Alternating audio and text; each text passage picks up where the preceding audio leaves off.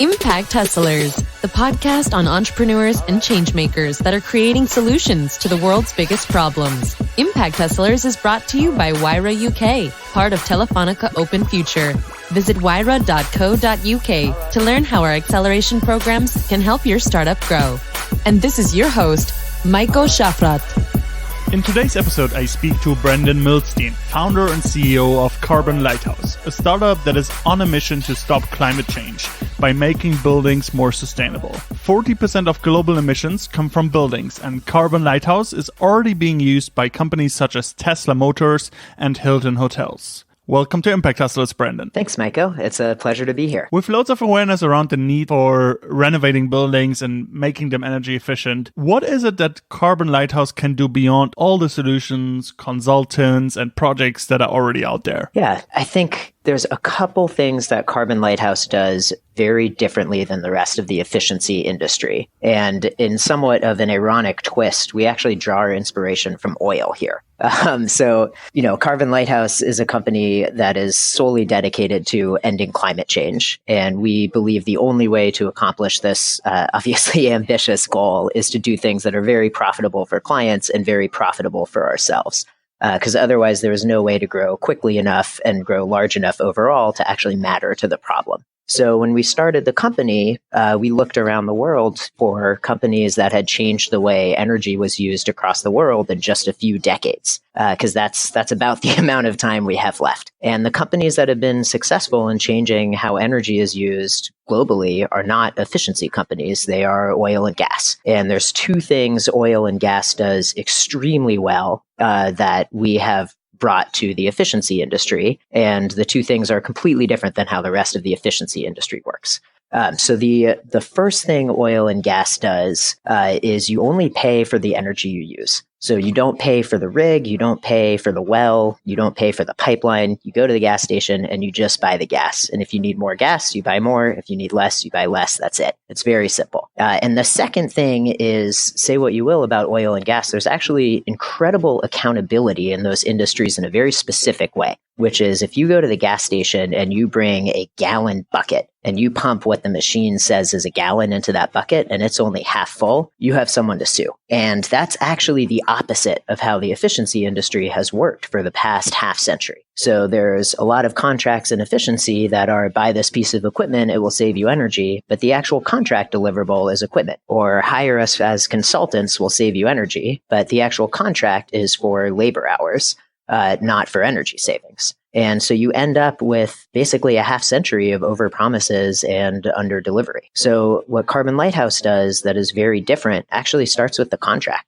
So our contract with clients, we charge a fixed monthly fee. That's it. No out-of-pocket costs. And we guarantee we'll deliver a dollar amount of savings above a certain threshold. And if savings are higher than that amount, clients get to keep it. And if they're less than that amount, we write a check to cover the difference. So that's difference number one is this contract structure. And then difference number two is that rather than replacing equipment and doing these massive construction projects, we're primarily able to deliver savings without major construction in the building. So we deploy sensors, we do machine learning and other thermodynamic wizardry with the data, and then we're able to get 20 or 30% savings out of primarily the existing equipment. So it's these very deep energy savings and huge financial gain. And then the contract structure is very simple, and Carbon Lighthouse takes on the financial risk. And that's unlike anyone else in industry. When you sign a new client, you physically visit the building, you analyze the energy consumption, the efficiency over a period of time, and put a number of sensors and implement measures to save energy. How does that approach make you different from, let's say, an energy consultant or somebody that's just helping companies with their energy consumption? And how are you planning to bring this to the scale needed to get closer to your mission of stopping climate change? That's the question. So the basic hurdle with buildings here is every single building is custom. So a cookie cutter solution simply doesn't work. The first thing you do when you build a new commercial or industrial building is hire an architect to design it from scratch. So there's a joke in industry, which is once you've seen one building, you've seen one building.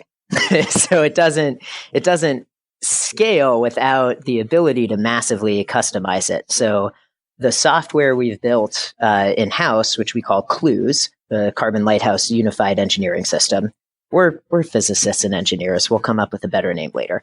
But CLUES, what CLUES lets us do is get data, a massive amount of data, and data that's never existed before, which is very important from buildings, and then automatically create a custom solution for that specific building. And that custom solution actually contains two things. The first is all the one-time changes we should make to the building to save energy. So this is stuff like lighting retrofits, adding control systems, even solar when it's cost effective, which actually it is a very large percent of the time right now. And those are the one-time changes we make. And, maybe half the savings we deliver come from there, depending on the building. And then the other set of ways we cut energy is actually through ongoing optimization. And so this is the part that doesn't require any new equipment and actually adapts with the building as it changes over time. So kind of like getting your car tuned up, we actually tune up the building, but every 5 minutes and automatically. And so we'll make these little trade-offs where we'll turn up a fan, which has a penalty, but that lets us turn down a pump, and net that saves 20%. And then 10 minutes later, as people move around the room and the weather changes, the system makes a new little tweak and tune-up. And so that ongoing adaptation and optimization lets us keep current with the building as tenants move in and out, and maintenance gets done, and equipment gets replaced over the life of the building. And it's actually that active, ongoing work that lets us guarantee the financials to the client over the time. So is it enough to just install your devices and your sensors and then that's basically it? Or is it important to constantly adapt to the changing circumstances of the building? Mm-hmm. Exactly. And that ends up being vitally important. So what we see in study after study is that energy savings die very quickly if you just do a set it and forget it type of project. And the easiest way to think of this is, let's just say there's two pumps and some consultant or us comes in and figures out that pump one is more efficient than pump two. So we start using pump one more than pump two. 4 months later, some maintenance vendor is going to come in and take the pumps apart and clean them and rewind the motors and put them back together. And now pump two might actually be more efficient than pump one. So if you don't switch, all of a sudden you've lost all of your savings from that measure. And buildings change like that all the time. If you have a 10-floor building with a different tenant on each floor and each of your leases is 3 years, you have 3 or 4 tenants moving out every single year and getting replaced. So 3 years after you've started, the building is, could be literally completely different than it was when you first got in there. And so we see that energy savings, if you don't continue to deliver them, they don't last, which is why all of these companies have these extreme payback requirements for efficiency, like a 1-year payback or a 3-year payback. Because after that time, if you're not continuously on it, the savings are gone. So battling climate change is often seen as something that is in complete conflict with economic growth, as we've seen with Trump's decision to opt out of the Paris Agreement for economic reasons. But even the approach some NGOs and projects take is often to create a conflict between the economic side of things and the impact side of things. You wrote a piece why you believe that assumption is fundamentally flawed. Why is that? Yeah, that's a great question. I think the central premise of Carbon Lighthouse is that capitalism is going to save the planet. And it's for a very specific reason, which is we don't need to convince anyone to agree with us or believe what we believe. The only thing we have to do is demonstrate great financial returns for them and a low risk. And given that scenario, who wouldn't want to make a ton of money without taking on risk while doing something great for the planet? So it becomes a very easy transaction. And the results we're giving clients financially are extraordinary. We routinely deliver financial results with a far greater than 100% ROI. And many of our projects hit up or above a 300% ROI. So, and it's big dollars too. I mean, the amount of value we can unlock for, say, a 10 million square foot portfolio could be $50 or $100 million of new profit. So it's a incredible return on a huge amount of money overall. And there's no upfront cost. And we take all the financial risk because if the financials don't materialize, we write a check to cover the difference. which we have had to do, I think 4 times now out of the past 160 buildings. So it does happen. But when the financials are so strong for clients, it's very easy to get people on our side. And I think at this point, we have some proof of this. So the company is 8.5 years old. We've doubled revenue and impact, so CO2 savings, every 14 months for the past 8.5 years. And at this point, we've eliminated the emissions of 6 power plants, and we have another 9 under contract. So that leaves us with about 50,000 left to go, but we're making progress. And if we keep doubling every year, we'll get there before it's too late. So battling climate change is often seen as something that is in complete conflict with economic growth, that we need to kind of stop the economy from growing to fight climate change, or that we need to stop fighting climate change to keep the economy growing. You've seen it with Trump's decision on the Paris Agreement. You see it with the approach that many NGOs take. But you actually wrote a piece on why you believe that this assumption is fundamentally flawed, and that actually capitalism can help with fighting climate change. Why is that? You recently closed a 27 million growth round.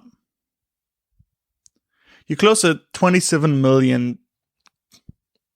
You closed a 27 million growth round earlier this year and have managed to attract investors such as Tesla co-founder and CTO JB Straubel. And you're saying that you have proven that profit-driven carbon eliminating is a thing. How much money is there to make with stopping climate change? When we first set up the company, we wanted to make sure that the financial incentives were aligned with the environmental impact. And so the way we charge, if we can deliver large financial benefits to clients through energy savings, we can charge more. And if we can't deliver those financial benefits, we don't get to charge a fee at all. And so that way, the more environmental good we do, the more money we make, the more money clients make, and the less environmental good we do, the less profit there is for everyone. So that was very purposeful in the setup to make sure that we could truly harness all of the capitalistic motivations of our clients and ourselves to be able to have great impact. So how big can this be? How much money can Carbon Lighthouse make? So the market size just in the US, just for the services we offer now, which is not remotely the total number of services the company intends to offer, is about $50 billion per year. So if we captured 100% of that opportunity, we would very quickly become one of the largest companies in the world, although that would just be from U.S. operations. That's insufficient. Only about 20% of global emissions come from the United States. So we need to expand internationally. The ratios are roughly the same. So if we're successful in international expansion with just the services we offer now, we could do around $250 billion in revenue. So I think that would make us the largest company. That also is actually not good enough. So there are $5 to $10 trillion a year spent on fossil fuels, and we need to convert every single penny of that into clean energy or stop it from being used at all. So there's actually no way Carbon Lighthouse will accomplish this alone. So one of our main corporate goals is to have at least 2 very large competitors in every single country in the world. So we're not quite there yet, but we eventually will get there. And that's how we'll convert the entire $5 or $10 trillion spend on fossil fuels into clean energy. If you personally wouldn't work on reducing carbon emissions, what would be the big global problem you would be trying to solve? The reason I love trying to stop climate change is that it is so doable, that we don't need massive policy changes. We don't need massive regulation changes. Obviously, those would help. And for example, I would welcome a carbon tax or a carbon tax and dividend. But climate change is very appealing to me because we just need to give people money to do the right thing. And we can do that right now with no new technology and no new regulation. And it's a very simple transaction. Our client and us, we say, hey, here's the financials. Do you want to do this? We can take $250,000 a year from the power plant. The power plant is not present at the transaction. So we take their money. We stop using fossil fuels. It's very simple. It's very fast. And climate change has these massive human implications, right? There's all of these studies on temperature and mosquito breeding seasons. And so we know as temperatures increase, mosquito prevalence actually increases as well. And you have these spreads actually with El Nino and La Nina cycles on the west coast of the US and throughout Latin America, where you can watch diseases like malaria and Zika expand with temperatures. And then as the cycle changes, those diseases shrink back. And so there's, huge impacts for human health as a result of climate change. Cities like Houston and many cities in Florida are starting to get devastated by hurricanes that's starting to reach farther north into New York. We have fires all over the West in the US. I mean, there's these massive human challenges from climate change. So the fact that you can do something that's profitable for your clients and will improve the lives of 2 billion people makes climate change very appealing to me. Failing that, I think the next issue I would love to see solved would be education. And I actually got into climate change after giving up more or less on low-income education. But the high school I went to, it was actually a very good high school. So we sent 7 people from my class to Harvard. I was one of them. My co-founder here is my physics lab partner from Harvard, although we grew up 5 blocks apart and have been best friends for 30 years now since kindergarten. But my high school had some problems. And despite our excellent admission rates to Ivy League schools, we had 6 principals in my 4 years and more than 20 fires, one of which burnt down the B building. And I spent all of high school really failing to help anyone around me. I was in low-income tutoring programs that didn't work and after-school programs where I felt I couldn't move the needle. But in my senior year of high school, I took a nuclear engineering class at UC Berkeley. And, as one does in nuclear engineering, just fell in love. And here is this way to use math to improve the lives of billions of people. And totally unlike education, the financials were aligned. We could just hand people money to stop climate change. So that's been my cause ever since. But for a second issue, I would love to see someone figure out how to align the financial incentives so that low-income education could really be unlocked. Because I think that's the other area that you could really improve the lives of billions of people with just a few actions. How did it all start with Carbon Lighthouse? Did you set out and said, we want to solve climate change? Or was it more a practical problem of energy efficiency that you saw and had a solution to? So we initially set Carbon Lighthouse up. The goal was to stop climate change. And we focused on that goal because it was the most doable goal that could improve the lives of the most people. So that's why we went there. And we started work with commercial buildings because they're the largest individual source of emissions. And I think you mentioned this earlier, but commercial and industrial buildings create 40% of emissions. So it's the biggest single wedge to go after.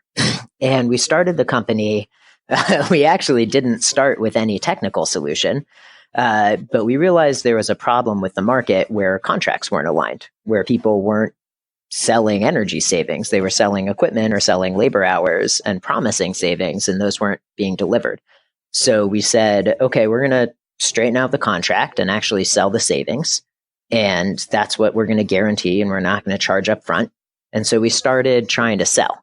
And I think between my co-founder, Raphael, and I, in the first couple of months, we made more than 1,000 phone calls. This was a totally foreseeable problem. We did not foresee it at all whatsoever. But no one wants to work with you when you are 2 guys with the world's worst website and no track record and no case studies and no references. So it took forever to sign a contract.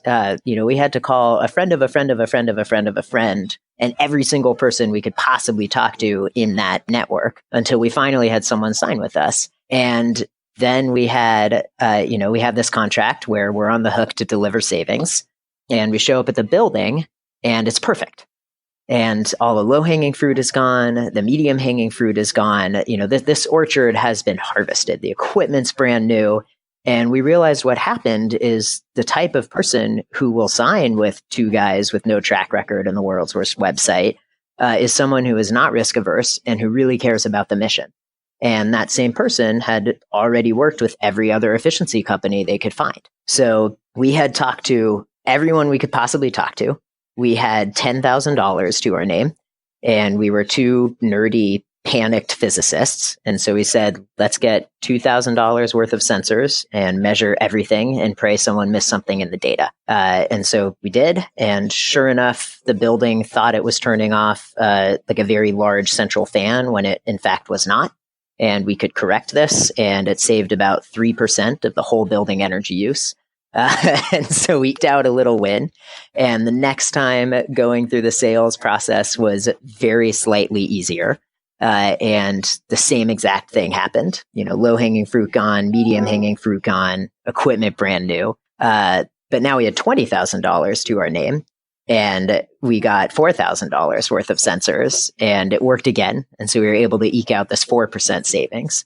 And every time we signed a new building, the same thing happened. And so we just kept getting more and more sensors. Eventually, we had to, start building real software because we had these 300 megabyte Excel workbooks just to analyze the data. So we moved everything to the cloud, and then we started having enough data to do machine learning so we could start automating large things that had been done by hand before. And the whole technical system built up out of luck and panic and necessity just because we had tried to align the contract incentives with the environmental good. And where that left us was now we have the ability to deliver energy savings literally 10 times more cost effectively than traditional efficiency firms.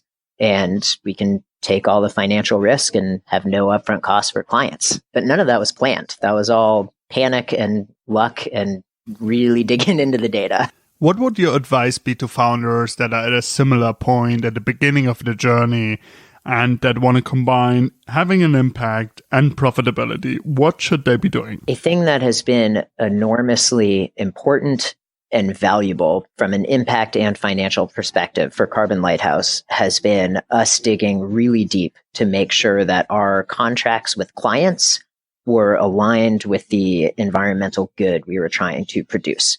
So in other words, that we only made money when we reduced emissions and that we didn't make any money when we didn't reduce emissions. And that concept has been a guiding light for the company for 8.5 years and has worked out for us very well. So the whole technical system was a result of that.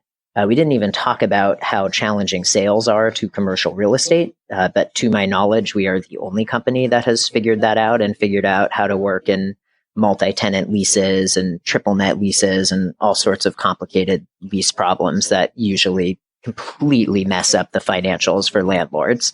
But having that insistence that the environmental impact be aligned with the financial motive let us cut through all of that.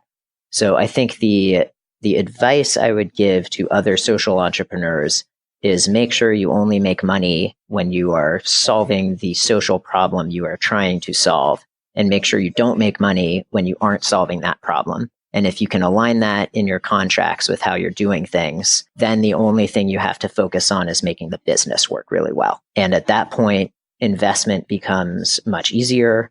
Scaling the company becomes much easier because you have revenue and profit, and all sorts of things become easier. Now, I do want to qualify easier because easier doesn't mean easy. Easier means very slightly less impossible seeming.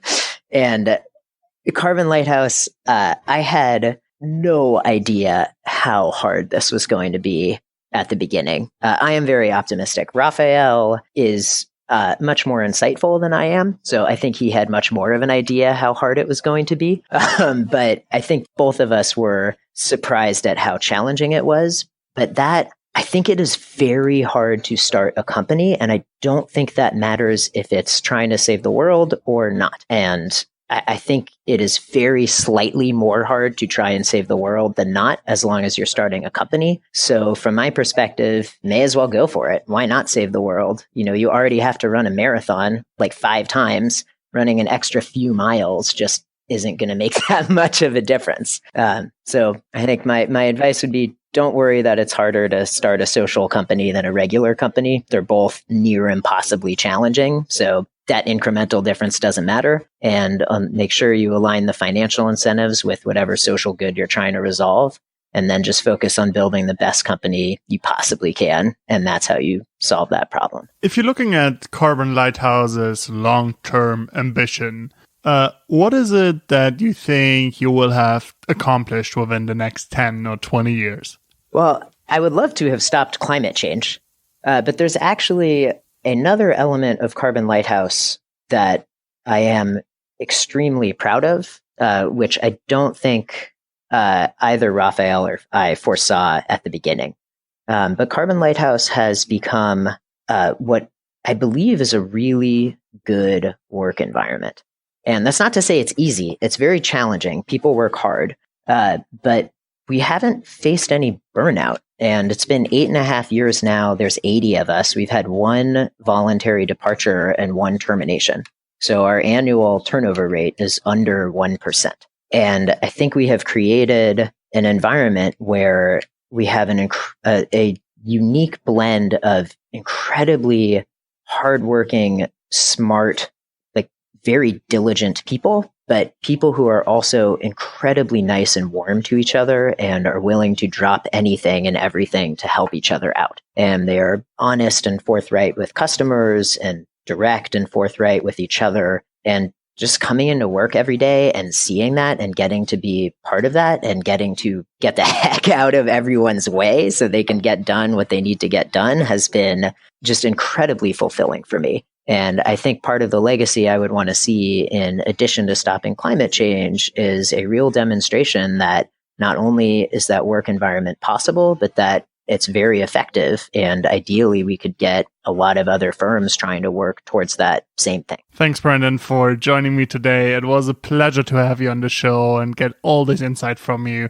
I wish you all the best for your journey, and thank you for joining me. Yeah, thank you so much, Maiko. It's a pleasure to be here. And it's so we have I'll say slightly inferior to Impact Hustlers podcast called Climate Solved, which you can find on iTunes or Spotify. But it's been very fun to be on the other side of the fence. So thank you so much, and a real pleasure and a real honor. Have a wonderful rest of the day. Thank you. This was Impact Hustlers. Impact Hustlers is brought to you by Wyra UK, part of Telefonica Open Future. Learn more about Wyra on www.wyra.co.uk.